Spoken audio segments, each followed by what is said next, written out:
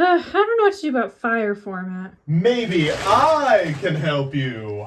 NEPTABYSS? Yes. Why do you have a shirt on? I put on some weight during COVID. Oh.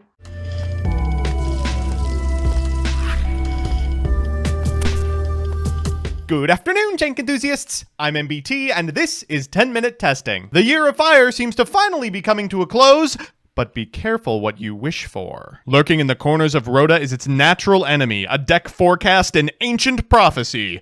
Or at least 2013. Presenting MERMAIL ATLANTEAN. Don't you know the poem? Water, water everywhere, so let's all have a drink. So here's the list. As always, I'll give you a background about the archetype, a little bit of a discussion about what I hope the deck can do, and of course the card by card. But first, this video is sponsored by Yu-Gi-Oh! Pro Deck. I've been shilling Yu-Gi-Oh! Pro Deck for, well, years at this point, and I'm happy to announce I have no intention of stopping anytime soon. By now, they've become the most complete repository of tournament tops on the internet, the best place to jam prog with friends, and of course, still host strategy articles. Recently, they've added a new piece of infrastructure to the fold, a 3-card arena draft, draftable with card pools featuring classic formats, Master Duel, or within any parameters you like. Give it, or any of their other features, a look at www.ygoprodeck.com. With that, let's mess with Mermail. Mermail and its sister archetype Atlantean have been on and off playable together for the better part of a decade. The Mermails can trigger powerful effects by discarding water monsters, and the Atlanteans have powerful effects that trigger when they're used to fuel a water monster's effect. They've previously been powerful as an OTK strategy thanks to Abyss Megalo, an either side of the die roll combo deck thanks to NEPTABYSS, and most recently a hand loop strategy thanks to some legacy deep sea support. Unfortunately, this deck's tops have all but evaporated in recent years. They just don't combo like the Fiendsmith, and they can't OTK like Tenpai. Until now. Finally, the Mermails and Atlanteans have ceased to be symbiotic and tied the knot. The upcoming Rage of the Abyss set contains a slew of Mermail cards that are also always treated as Atlanteans, and have both an effect that will trigger the Atlanteans as well as an effect for when they're used as fuel. This is all in service of NEPTABYSS's new digs, the first ever playable Post-ROTA, classic water bosses Bahamut Shark and Toad, and a newfound focus on the oft-forgotten Mermail Abyss Gaios. It may not look like much new support, but trust me, these monsters are straight up soggy with anticipation. So with that, let's get into the card by card. We'll begin with a new one, Mermail Shadow Bodyguards. This card is a Mermail that's also always an Atlantean. It can discard a card to the graveyard to change all the levels of the water monsters you currently control till 7 until the end of the turn. And if it's sent to the graveyard to activate a water monster's effect, you can special summon a level 4 or lower Atlantean or Mermail monster from your deck except for itself, and you're water locked for the rest of the turn. This is incredible. The former effect is really good at getting Abyss Gaios or Poseidra onto your side of the field, and the latter effect gets you anything. It gets you anything under the sun. It's really shocking. We are still playing our 7-star starter in Abysstius as well, and I shouldn't have to tell you that gooning has become only better as time has gone by. 3 of the Dragoons here, alongside 3 Deep Sea Diva, 3 NEPTABYSS, and a new one in Abyss Shrine, the Atlantean Spirit. This card is also always a Mermail. Can be tributed from your hand alongside an Atlantean or a Mermail to take a level 7 fish, sea serpent, or aqua monster added to your hand to special summon it, and you're water locked. Then during your opponent's turn, if this card's in the graveyard, you can banish it and discard a card to the graveyard to draw a card. This sounds random until you realize that's the activation of a water monster's effect, so a lot of these Atlanteans, like heavy infantry for instance, can trigger their effects on your opponent's turn as a kind of interruption. We're playing 2 copies of Ran Agrine. This is another mechanism by which you can trigger the effect of a card that needs to be sent for the effect of a water monster, but it's also a 1-card Gim, which is nice. It's just nice. We're playing some old ones in Megalo, Pike, Gunda, the retrain of the Deep Sea cards. We have Minstrel, and then 1 Moulin Glacia. Moulin Glacia is still legal for some reason. Allows you to start against a 4-card hand at worst. We are playing 2 of the Abyss Scales, 1 of the Mizuchi, and 1 of the new Trianaya.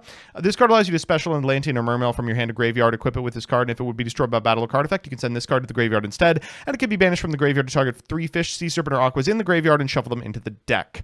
Finally, we are on non-engine, of course. 3 copies of Fuwa Loss, 3 copies of Ash Blossom, 1 Nibiru, 1 Called by the Grave, triple cross out, and 3 Infinite Impermanence. As a combo deck, we of course are a little concerned about our opponent's stop stopping us. If we're able to set up, we definitely don't care what they do. We're playing Little Knight, Mermail Abyss Lassia, Area of the Water Charmer Gentle, Coral Anemone, Zealantis. We are playing one copy of NEPTABYSS. Your opponent can't target water monsters this card points to with card effects. You can only use each of the following effects of NEPTABYSS once per turn. If a water monster is sent to the graveyard to activate a card effect, take an Abyss equip spell from your deck or graveyard, add it to your hand or equip it to this card. And if this is destroyed by an opponent's card, you can add an Atlantean or Mermail from your deck to your hand. Cool stuff in the link pile. The Zealantis can, of course, be made after you've locked yourself into water, which can accomplish some very funny things. It's a little harder to set up than it is in other decks because a significant amount of the locks are locks from the extra specifically, but Coral Anemone still does have a straight up water lock on it. We've got Bahamut Shark and Toad, of course. Fun fact, detaching for Bahamut Shark does count for cards like Atlantean Dragoons. We've got 2 Abyss Gaios, which you may have forgotten the effect of. While it has Xyz material, level 5 or higher monsters can't attack, and then as a quick, you can discard or detach an Xyz from this card to negate the effects of all face-up monsters your opponent currently controls with less attack than this one till the end of the turn. Finally, 1 of Post-ROTA Abyss, the Atlantean Dragon Lord. This can be Xyzed by using an Atlantean or Mermail Xyz you control, and it just goes on top of it. 3 level 7s otherwise, and then once per turn you can detach 2 materials from this card and send a water monster from your hand or deck to the graveyard to return up to 3 cards your opponent controls to the hand, and if this Xyz summoned card is sent to the graveyard, you can discard a card to the graveyard to special summon a level 3 or lower fish, sea serpent, or aquas from your hand or graveyard. We've got a Dragonite, a Gim, and then on the side we've got 2 Nibiru, a Dimension Shifter, Triple Droll and Lockbird, Double Lightning Storm, Harpy's Feather Duster, Dark Ruler, and Dimensional Barrier. So with that, let's jump into the games. Our first match is up against Fire King, and oh, is that a lore match I hear? We're going first, and our hand looks pretty good. We're going to begin with a copy of Deep Sea Minstrel. We're going to take the Called By out of our opponent's hand and trigger the effect of the Heavy Infantry for a NEPTABYSS. NEPTABYSS for Goons. Trigger the effect of the Goons for Goons. Goons for a copy of NEPTABYSS. From here, we can go Agrine to discard this Goons and summon a couple of tokens, and we'll go for the effect of the Goons in order to grab a Moulin Glacia. Out comes Coral Anemone, and out comes Moulin Glacia. We'll use that effect to send 2 cards to the graveyard. This does proc the Diabellstar and allow them to activate its effect, but will be a cold comfort after I do my stuff. We're going to go Coral Anemone for a copy of Shadow Bodyguards. We'll activate its on-field effect and then trigger the effect of the NEPTABYSS that we sent to bring back Goons before we go for Abyss Gaios. Let's go for King NEPTABYSS, then activate the effect of the Abyss Gaios and the effect of the NEPTABYSS in order to go ahead and grab our new Abyss Sting. We will go ahead and bring back the Dragoons and overlay for a Bahamut Shark for Toad, and then guess what? That triggers the effect of the Goons as well. We'll go for the effect of the Goons for a Deep Sea Diva and pass, so we have material for next turn. Our opponent's going to draw, 1 card too late. They're going to go OSS. We'll let that resolve. They get a Snake Eye Ash. They'll activate the effect. We will Gaios here, target a negation here a little better than the Toad, and we'll be able to trigger the effect of the NEPTABYSS, and also we'll be able to trigger the effect of our copy of Bodyguards as well. We're going to go Pike in order to grab the Atlantean Spirit. Then we will Toad the Fire King Island, allowing us to put the Atlantean Spirit in the graveyard and draw a card. They're going to go Typhon and walk over the Toad, which is no big deal. Toad's going to cycle the NEPTABYSS here. We still have the ability to extend. They're going to go Typhon, put back the big NEPTABYSS, and then pass back to us. Just a hop, skip, and a jump to lethal here. We'll begin with the Abyss Sting to put a whole bunch of cards back. They will Called By targeting the Toad. We'll cross out calling Called By, and that should be all she wrote. From here, we're going to be able to resolve the effect of our Abyss Sting, and we'll activate the effect of the Shark for the Toad, trigger the effect of the Dragoons in the graveyard in order to grab a Deep Sea Diva, and then make a copy of Abyss Lacia. We're going to normal summon the Deep Sea Diva. We're going to grab a copy of Shadow Bodyguards. We'll activate the effect. That's a couple of 7s. Then we'll activate the effect of the Gunda in order to bring back Pike. From here, we can go into an Abyss Gaios and a Poseidra before going to the battle phase and getting in for way over lethal. Last card, Fuwa Ross. You'll love to see it, folks. Woof. So that's how the deck performs on the play, but what does it do on the draw? For game 2, we have no points of interaction versus our opponent's Melodious combo, and to be completely honest with you, that's probably preferable. The thing about Melodious is that more than anything else, it loves to sit across the table from an opponent who has 3 pieces of non-engine in their hand. This deck eats hand traps like nobody's business, so having 5 pieces of gas is probably preferable. They're going to go for the effect of the refrain here on the Baka. They're going to activate the effect of the Shapina. They'll grab back that copy of their Soprano rather, and then they're going to summon 3. That Tam Tam will trigger, and then afterwards they can activate the effect of the Soprano in order to go into Etoile. Baka's going to trigger here, getting back the Shapina, as will Concerto to draw a card. Then afterwards, they'll go for the Couplet, bringing back the Soprano, at which point they can Soprano once again in order to shuffle back that Baka and go for a Schuberta. The low ceiling on this deck kind of keeps them from extending too much further. They'll make a Baka, but it doesn't really do too much. And, well, we can't target or interact with them, so let's see what we can accomplish. We're going to begin with the Ran Agrine. That's going to trigger the Goons in order to get us an NEPTABYSS. We'll go Abystius here in order to pop the Heavy Infantry, trigger the Heavy Infantry, and we'll eat one of the scales. We will chain block it using the Abystius here, and then afterwards we're going to overlay for a copy of Abyss Gaios. We'll activate the effect that forces the Schuberta and also forces the Etoile, so now we just have to figure out a way to OTK.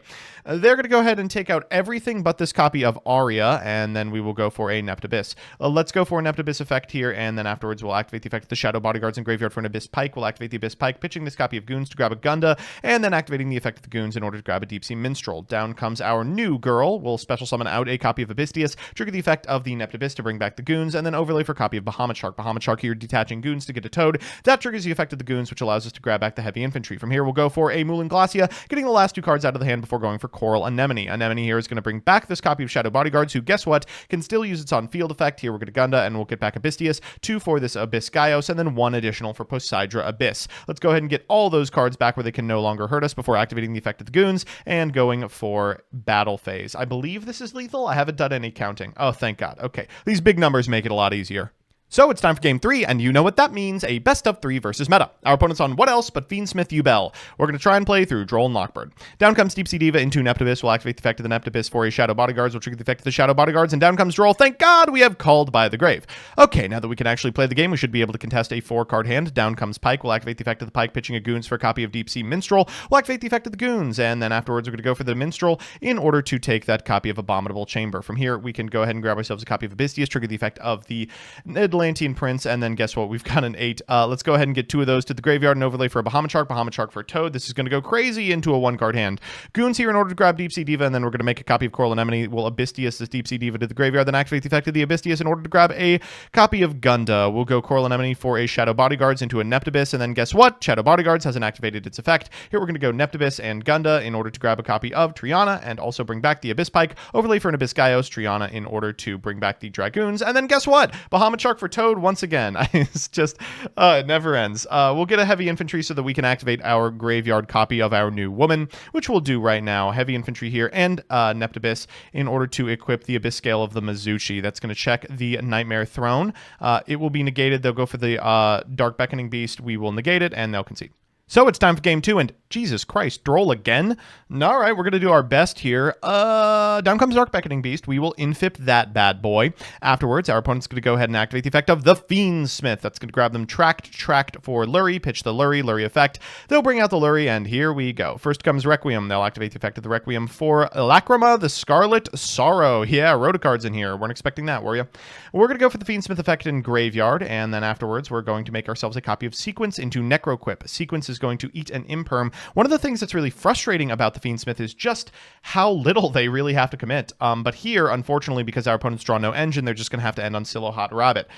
Should be okay. They're going to get the Requiem out. We will go for NEPTABYSS. They will Requiem here in order to go into the Greensmith, and then we'll go NEPTABYSS to send a copy of Goons. That's going to be met with Infip, but what do we care? It's probably worth an Infinite Impermanence Crossout Designator just because we do want to get another Goons, but we still get to trigger the Goons in Graveyard. Unfortunately, our hubris gets the best of us here because that Droll and Lockbird is going to cook us alive. Down comes the Abyss Megalo. We'll trigger the effect of the Goons, the Shadow Bodyguard. We'll bring out this Goons, and we'll trigger the effect of the Abyss Megalo in order to use the NEPTABYSS to bring out the other Goons. We'll go to the battle phase, eat what we can. The Azuroon is going to send the Abyss Megalo, so we can at minimum end on Toad, but God, the last card is Nibiru. Boy, that's rough. We'll surrender because we're dead to the Fiendsmith Recursion in the graveyard. So it's time for that all-important game 3, and... okay, after 2 games of having a decent response to the Droll and Lockbird, we now... do not. NEPTABYSS. We'll activate the effect of the NEPTABYSS, sending a Bodyguards, and we'll grab a Goons. We'll activate Bodyguards, we'll get hit with Droll. Okay, well, we can go for our new woman. We will special out an Abystius. We'll activate the effect of the Goons in the graveyard, and then we'll go for Coral Anemone into Mulan Glacia and hope that a 2-card hand is enough. We're going to bring back this copy of Bodyguards, and then we're going to go into NEPTABYSS. We will activate the effect of the Bodyguards and the Goons and the NEPTABYSS. That's going to equip a copy of Abyss Scale of the Mizuchi and end on Gaios. I mean, it's not terrible. It really could be a lot worse. But then they draw the Fiendsmith, and we realize we're dead. We get to Droll and Lockbird them here, which is nice, but they do get to go for Phantom, Normal Summon Lotus, which is probably all she wrote. Down comes Spirit of Ubel. Spirit of Ubel activates here. We're probably going to have to Abyss Gaios. That's going to be met with the Phantom of Ubel. They're going to pop a Spirit of Ubel, and we're cooked. We're so cooked. We're cooked to the nth degree. We get to trigger the effect of the Bodyguards, which enables us to summon out a copy of NEPTABYSS. They're going to go for Mature Chronicle. That's going to proc the Abyss Scale of the Mizuchi, and they'll go for another Phantom of Ubel. Down comes Moon of the Closed Heaven into Requiem, and it's just clean up up duty now. New Woman, Lacrima 2, we'll activate her effect, then the effect of the Requiem in order to go into Necroquip. Fiendsmith here, shuffle back the Woman in order to bring himself out, and then Mature Chronicle in order to special a U-Bell. We'll bring back said U-Bell, then afterwards we're going to go into Yama, into Rage, go to the battle phase, walk over the NEPTABYSS, then in main phase 2, set 1 card and pass. It looks decent, but it's just not enough. In main 1, we will try to go to battle phase, they'll go Rage, we'll go NEPTABYSS, we'll go Gaios, they'll go for the Phantom, into SP, into Banish our Abyss Gaios, into further extension, into U-Bell, into Mature Chronicle. Oh, what a painful one. So we're back with the deck, and while we were flushed away, I can't be too mad as a combo deck that loses to Droll. Let's do the pros and cons. First, the pros. 1. The new cards all provide extension or interruption from the deck in ample amounts. Shadow Bodyguard is a free summon from deck, which can help you play around Droll and extend further while giving you access to easy rank 4s. Abyss Shrine triggers your MERMAIL Atlanteans, searches an extender, and gives you the chance to interrupt on your opponent's turn by discarding heavy infantry to draw a card.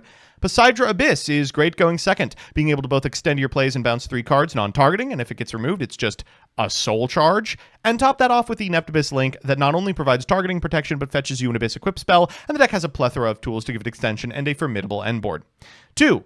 That plethora of extension means that older cards that were harder to make are now way easier to access. Abyss Gaios is a staple of the end board, a powerful one at that, a quick effect full opponent's monster field negate if they have less than 2800 or more realistically 3600 attack. Mulan Glacia is also a central part of the deck's combos, still, because the ability to hand rip for 2 and end on 4 is pretty good. And 3, the deck has a fair amount of non-engine spaces for Nibirus and Fua losses and the rest, but you can even opt for more if the format dictates. And the cons. 1. Fua loss is a huge problem. It's a disaster. Your end board isn't infinite interruption, so you can't ignore it, but you also summon way too many cards from both the deck and the extra before getting to an interruption for you to consider playing into it. Even Toad Pass draws them like 3 cards, which means if you can't negate it, you are almost always going to pass and then lose. 2. Droll is just as bad.